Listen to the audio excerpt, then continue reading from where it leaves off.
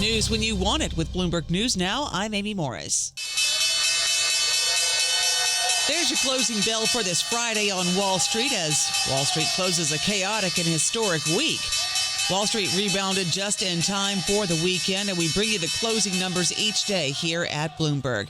The S&P 500 gained 95 points. NASDAQ up 337 points. The Dow gained 619 points. The 10-year Treasury yield at 4.46% and the 2-year yield at 3.95%. And that rebound came after a report that the Federal Reserve is ready to help stabilize markets if needed.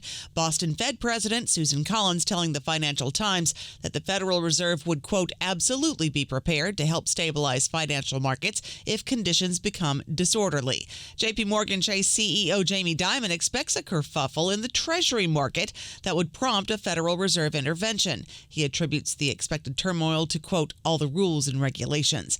New York Fed President John Williams expects slower economic growth, higher unemployment, and a pickup in inflation because of the tariffs policy and because of reduced immigration. He spoke at an event in Puerto Rico. Well, uncertainty about the economic outlook reflects many factors. The effects of tariffs and trade policy on the economy are certainly at the top of the list. For example, my business and financial market contacts highlight that this has made it more difficult to plan for investments and for hiring. Williams believes economic data is solid enough to justify keeping interest rates on hold. St. Louis Fed President Alberto Mussolem warns of a near-term risk that inflation will rise while the labor market just gets weaker. And he says people are holding still for now. We hear from all over the district that folks are delaying decisions. They're not canceling decisions. They are or reversing decisions or just delaying decisions. Mussolem emphasizes the importance of keeping those long-term inflation expectations anchored. U.S. consumer sentiment fell to an almost 3-year low, with the preliminary April sentiment index sliding 6.2 points to 50.8.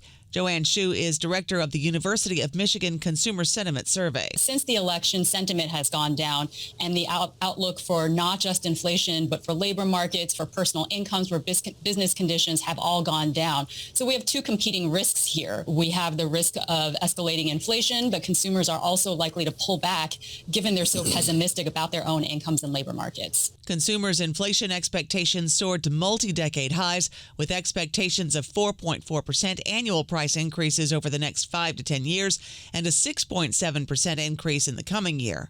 China retaliated against Donald Trump's latest tariffs by hiking duties on all U.S. goods from 84% to 125% starting April 12th. This was after the White House clarified that levies on Chinese goods rose to 145%.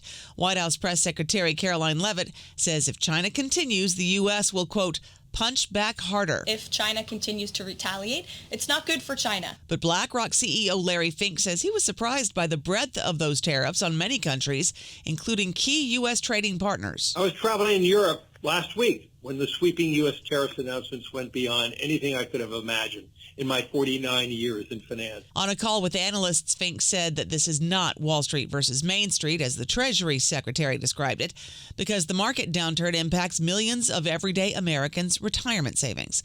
The National Transportation Safety Board has given an update on its investigation into yesterday's helicopter crash into the Hudson River. 6 people were killed, including 3 children and a Siemens senior executive.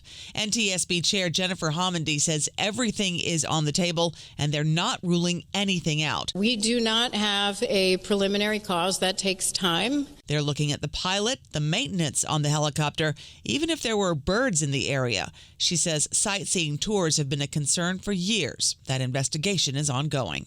In a Maryland federal court today, the case of the Salvadoran man mistakenly deported back to his home country last month. Kilmar Abrego Garcia's attorney, Simon Sandoval Moshenberg, on the judge's frustration with the government's lack of answers about where Garcia is or how to get him home. The judge ordered that they provide detailed status updates on a daily basis, including as soon as tomorrow, Saturday, Sunday, Monday, Tuesday. The Supreme Court, in a 9-0 ruling, upheld a lower court order that the government must bring Abrego Garcia back to Maryland. That's news when you want it with Bloomberg News Now. I'm Amy Morris. This is Bloomberg.